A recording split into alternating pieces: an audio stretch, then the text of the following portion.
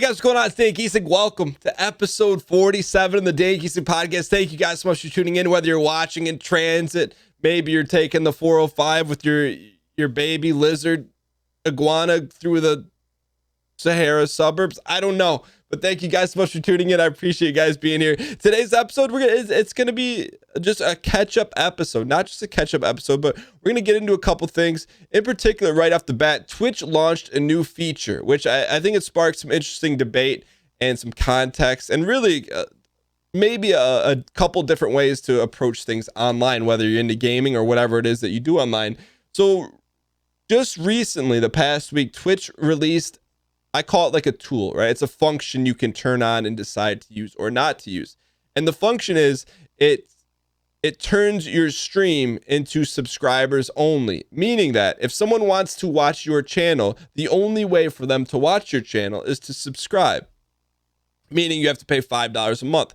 It's at this point, it becomes not a voluntary service, meaning that Twitch right now, you can watch Twitch for free. You can subscribe to support the person. You don't have to. But now it's like behind, some people can choose to put their channels behind a paywall, whether for the entire time or for a single stream and things of that nature. Initially, I'm like, okay, you know what? It's a tool in your back pocket that you can use. But for me and the way I approach things, it is a tool that will never get used. And reason being is that my thoughts on it initially were that when you put anything behind a paywall, whether it's a Twitch, whatever, you hinder a lot of things. One, you hinder the ability to reach out to new people or to grow the audience. Two, you may alienate your current audience or community. I like to say community as opposed to audience. You can alienate your current community, because there's people in your community that support your channel in other ways, just by being there, being a positive influence in the community and chat, things of that nature. All of a sudden, they can't watch. So, and I think, so I will never use it. To me, it goes to a theory that, not a theory, but really how I approach things online, and really how I feel about it is the longer you can wait to monetize, the better things will be. Meaning that if you don't have to monetize, don't monetize. If you can continue to run the show or stream however you wish, and you don't have to put it behind a paywall, the longer you can do that, I think the better it will be in the long run for growth and just for everything. So with that being said, though, there's no judgment to individuals or channels that are going to end up using the Twitch behind the wall paywall subscriber feature. I think there's been some interesting discussion as to reasons as to why. A couple of things that I heard from some content creators is that some people are like, well, I don't feel necessarily comfortable trying new things or trying things way out of the ordinary on the show. And this would be a way to kind of gate it off so that the tight-knit community, if I do something a little crazy or wild, it feels them more comfortable. So no judgment for that. And also I saw something else that would make sense for this to be, would be if there are certain networks or certain special events that they want to try and monetize. Maybe, I don't know, it's a sports game, maybe it's a special event, and the only way you can tune into it is to, subscribe. And I don't know, I'm sure there's some hooks involved where like, hey, you can watch the first 2 minutes free, and then, which I would think would be, if they're really trying to go that route, that would be the way to do it. So, they watch the first 2 minutes of the stream free, and then all of a sudden, hey, if you want to continue watching, pay $5. So I get why they put it in. And I think some people will use it. I think some companies will use it. I think maybe, what if all of a sudden you see something like, HBO or something of that nature come to Twitch, and say they're running Game of Thrones reruns. Well, I get it. I don't know the functionality, but I think it was for Twitch. I think it's probably going to be a good thing for them to expand maybe beyond the content creators. But for the community here and for how we run the show, it's something I'll never use. At the same time, and I think this is something I've learned as I've progressed on in business and in Twitch and online and everything, and really more so in real life. But it's for real, and I talk about it in the show from time to time. It's a no judgment zone, right? If people want to do something, do it. Just because you have an opinion on it doesn't necessarily make it you the right or wrong thing. But I think if you can understand and empathize different situations, it makes for an interesting discussion as opposed to you're right and I'm wrong or vice versa. And So what I mean by that is that immediately I'm like, my initial reaction was like, oh, that's cool for a tool to use, but I will never use it. But that doesn't mean, and at that point, I shared that on Twitter, but also I stopped to think, okay, when would this be useful? Who would potentially use this?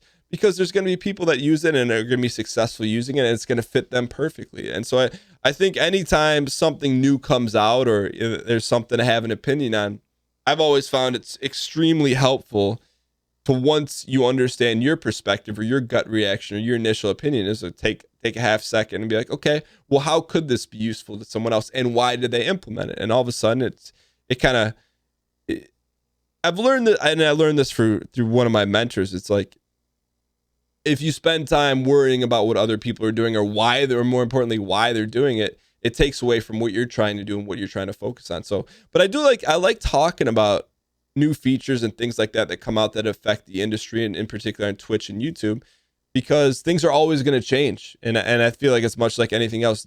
Rarely, if ever, is something going to stay the same.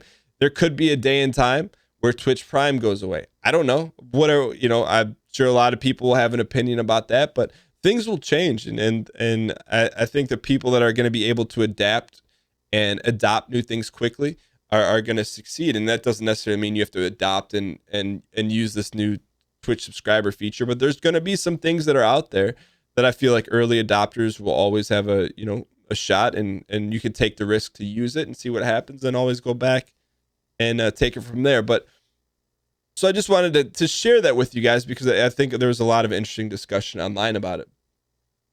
The other thing that happened in the past week, there was a really, I was like, Mario Maker 2 came out, and over the past week we did a Mario Maker 1 stream on the Wii U, and I tried it, and I didn't really play a ton of the first Mario Maker. I played a little bit of it, but I remember the console being a little bit bulky, and it just, whatever, it didn't work at the time. But I was probably an 8.5 to 9 out of 10 excited for this new Mario Maker release.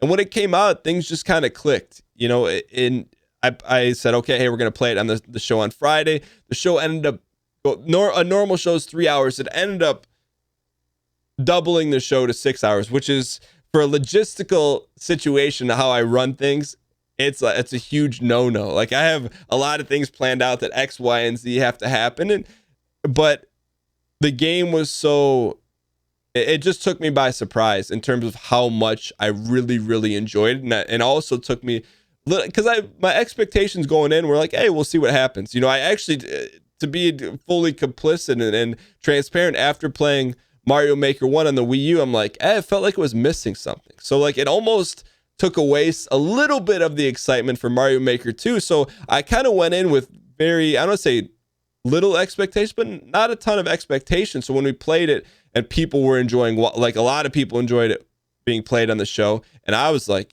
I felt like I was transported back to back in the day playing Mario for the first time. It just got a really unique feel to it. There's a ton of depth to it, and I'm pretty much all in on it, meaning that with this game, as long as people continue to enjoy watching it, I'm going to play it for a long time, because there's a lot I need to learn in the game. There's a lot of ways to get better in the game, because the interesting thing about it is that I immediately was drawn to playing, the 8-bit Mario levels, because that's kind of what I grew up with. And even the Super Nintendo stuff I'll play, but I prefer the 8-bit. But then there's even the new stuff, what I call the quote unquote the new stuff, which would be, Super Mario 3D World. And there's just all different sets of mechanics for each game. And it just makes for a really engaging, fun experience. And not to mention, I could talk about this, and I haven't even played the game that much. I've probably put somewhere around 8 hours into it, but like from creating levels. So I was just kind of messing around. I had some free time on, I think it was Friday night, just kind of relax. I'm like, oh, look, I'm going to make a level.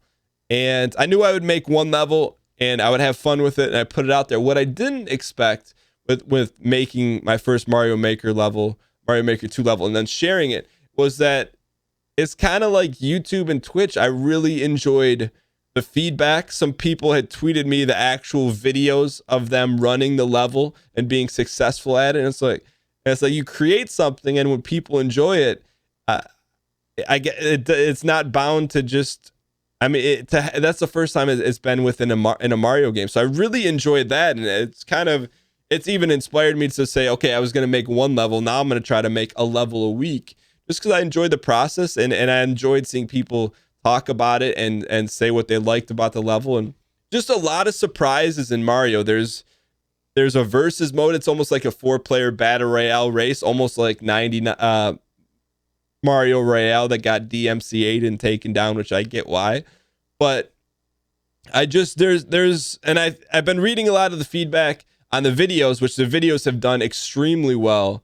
The first 2 videos on the channel are both over, for context sake, I think both over 3,500 views, which for the channel is it's remarkable. I mean, it's definitely, I mean, it's, so I've been reading a lot of the comments, and a lot of people I think are excited because I'm excited, and I'm very enthusiastic about it. And it's just, I think I started to realize a year or so ago, or maybe a year and a half ago, how much I really enjoyed challenging platformers, and that's with Cuphead. And I feel like, I don't know if I just shied away from them, or there wasn't one that kind of caught our fancy, but that was an eye-opener for me, that was challenging platformers is something I really enjoy. And I think that there's an ability to make a fun show out of that sort of thing. And Mario Maker essentially is almost like, it really is like, I guess you could make any game like this. Not necessarily any game, but it's like Tarkov in the fact that it's going to be a blank canvas, and what we decide to do with it, and how the show revolves around it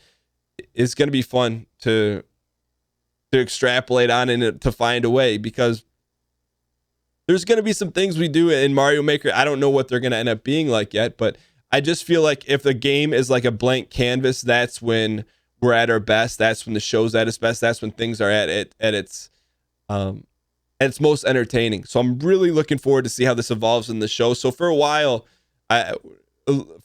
while jumping in, we're going to play Escape from Tarkov and then Mario Maker on the show for a while, and then kind of transitioning from Twitch but to YouTube.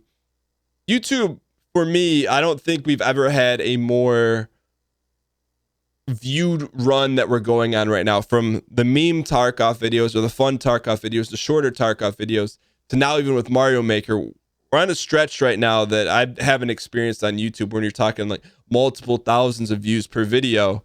And it's kind of another one of those things, just no expectations. But I put up 2 videos of Mario Maker on the channel, like, yo, I think people enjoy these. If not, we'll keep it moving. But it's just been really good. At the same time, the past 2 weeks have been the most inconsistent I've ever been on YouTube, ever, in 6 years. It hasn't gone like radio silent, but I think I may have produced maybe 8 to 9 videos last week as opposed to 14.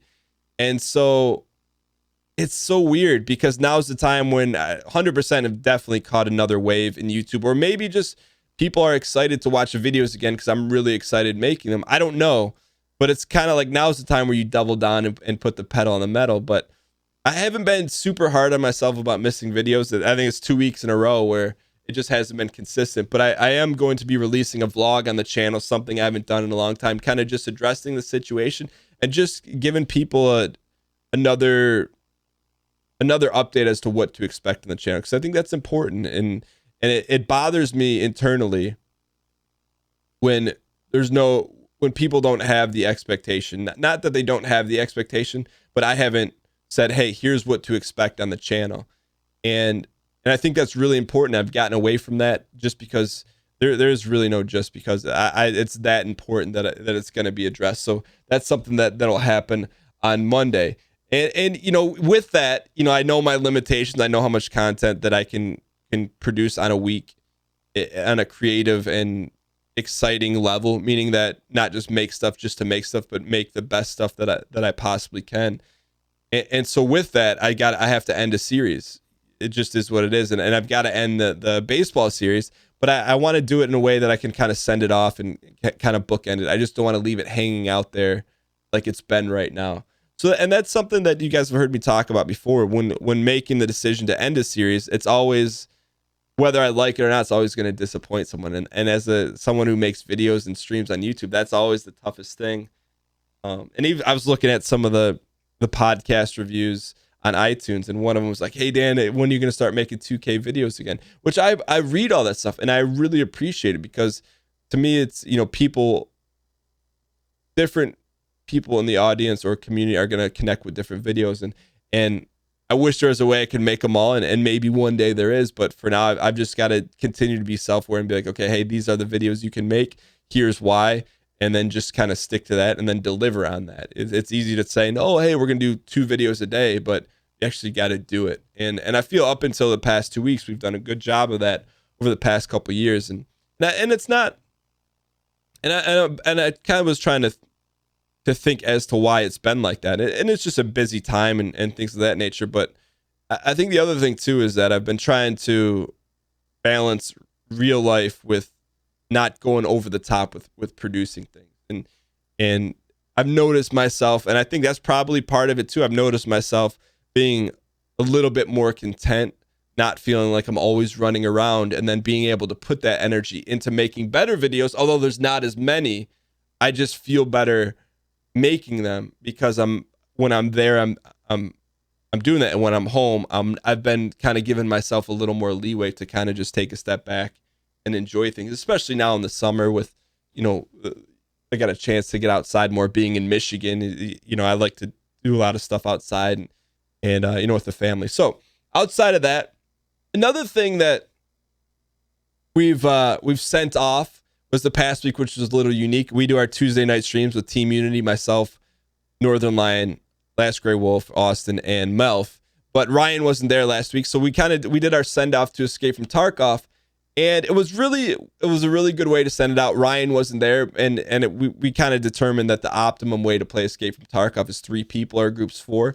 So it was a nice, with the way how things had abruptly ended the week prior, it was nice to kind of send it off in a way that I felt was more true to form, in a way that I think it was an enjoyable last show for the group to play Tarkov, but also it made me really open to playing with Austin and Melf on, playing some Tarkov once a month at least together on a normal show day, because that's something I look forward to, and it's fun to be able to play with people who are, excited about it just as much as you are.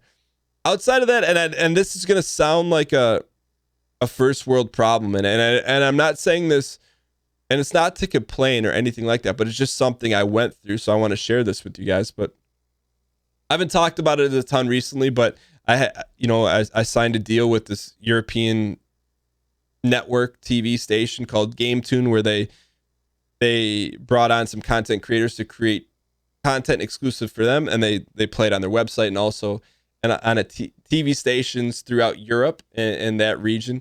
And so it's a 100% paid thing. I enjoy doing it, but I just finished up a game for them called Metro Exodus, and I always have some say in the games that we play, but this one, for whatever reason, like I don't want to say it was tough to produce, because that's not the right thing, but when I was making the videos, I was thinking, man, this would be fun, or at least it would be more fun if I were doing this for the channel or for Twitch. And I think it made me realize even more so why I do what I do, and it's not for the money. And that's the thing with the GameTune deal. There was double upside, right? The upside of it was was you got paid, so it definitely helps the bottom line revenue, and also has a chance to kind of grow the community, because I knew there would be additional distribution to Europe and through their website and things of that nature. So that was the upside. The downside, really the only downside, two downside. One is that whatever games I played or the videos I created would not be able to be shared on YouTube or Twitch, because it's an exclusive license, and also that it was just giving up time. So, and I think that had a part into why some videos kind of got left behind on YouTube. But I was doing it, and I'm like, this I am 100% doing for money, and I kind of came to the realization that, which is fine. There's nothing wrong with that. Versus when I'm doing the show with Tarkov, or when I was creating videos for Mario Maker, I'm like, I'm doing this because I really like it and I'm excited, and I think people are going to enjoy watching it. So it's really not that I wasn't excited to play Metro Exodus or anything like that. I'm super grateful for the opportunity, and I enjoy doing things for GameTune. It's just a different feel. It's a very different feel where, and I don't want to get into, it's not super important, but if we're talking like brass tacks, dollar for dollar, the game, if I were to do a 30-minute or an hour, a 30-minute video for GameTune versus 30-minute video on YouTube, the monetization in terms of the deal I signed is not even close. In terms of YouTube is like a fraction of what I would get paid to do it for GameTune. So it's a good balance to be able to do both and to generate the revenue to kind of, allow me to do even more. But it's a totally different feel. And I feel like that's kind of why it's almost like additional validation that I've found something I really truly enjoy to do, because it's not about the money, and I've talked about this before on the podcast, but subscribers on Twitch and the support on Twitch and YouTube and the monetization through that allows me to do as much of it as I do, meaning have 3 shows a week, put out the videos on YouTube. That's what allows me to do so much of it. But I would do it even if that wasn't there, just because I truly enjoy it. I wouldn't be able to do it as much without the monetary support in terms of spending all the time doing it. So it's like it's like the best of both worlds. I get to do what I really enjoy doing and turn it into a business. So it's just been really cool. But I just wanted to share that with you, because there may be times, and this is where I read I'm going to read one of the podcast reviews, but there's a podcast review, and I don't want to say I shy away from doing it, but this one is from K Fox, and it said, Dan went from once or twice a day pleasure when watching a stream or a YouTube video to becoming a mentor giving good life advice that's helping me better myself. This is a perfect blend between interesting, the fun Dan Gheesling mixed with his own unique wisdom that I look forward to each week. And I really appreciated that. By the way, a 5-star review on iTunes. I really appreciate that, but it made me think, like, when we do the podcast, my goal is to always hope that you get something from it, whether it may be I share something that I've done and you're like, yo, I would like to do the exact opposite of that.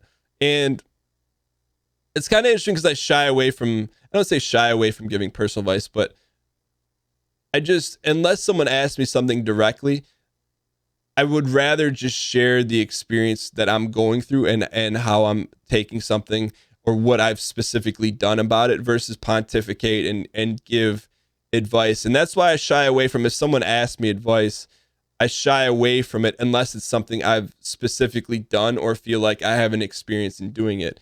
And so I'm super great. Like, to me, that's an awesome, I don't say byproduct, but that's what I've tried to do from the beginning. And that's the whole point of the Twitch show, is that you hope that when you do something, it's entertaining and that people can take something away from it in their own way, whether, someone smiles or takes away, hey, this adversity happened, here's how we approached it. But to get that comment or to get that review made me think about the days, and really why I stopped kind of speaking at colleges. It kind of felt like I was talking and not doing. And now it's kind of like the inverse is happening. I'm doing a lot of things, and the byproduct is it's helping a lot of people.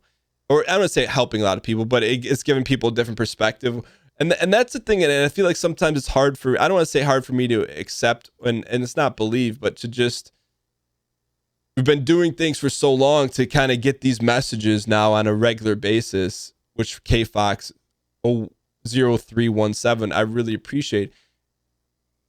I don't know why it's hard, and it's not hard to accept a compliment, but it's really, I think it's because it means so much to me but to be able to hear this stuff that it is helping people in a unique way, it means a lot to me. But for whatever reason, I struggle with kind of fully accepting that. But so KFox, I appreciate you sharing that, but it's something it's been on my mind because a lot of the DMs and stuff like that have been popping up lately. And I think the reason why I shy away from it is, or why I have a struggle accepting it, is because I don't want to be perceived as like a rah-rah type person.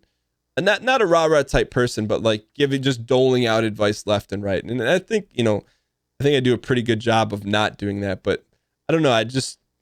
If you were to ask me what I would want my perception of myself to be, that would not be it. I want that to kind of come about naturally, that people, you know, like I always talk about from time to time, what you consume or what you watch on the internet or TV, like you essentially assimilate to or has an effect on you. That would be more the thing, but I appreciate it nonetheless, because it's cool to hear that, and that people get a benefit beyond entertainment, or that you may be able to apply whatever's going on in the podcast or Twitch or whatever to specifically to better things in your situation. So that was pretty cool.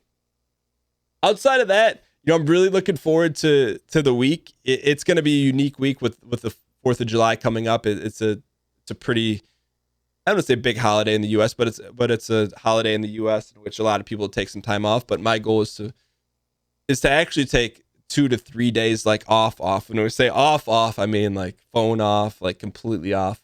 And that's hard for me to do. But I'm gonna be the plan this week. The show schedule will be a little bit, I don't want to say off the wall, but the times will be a little bit off from normal this week.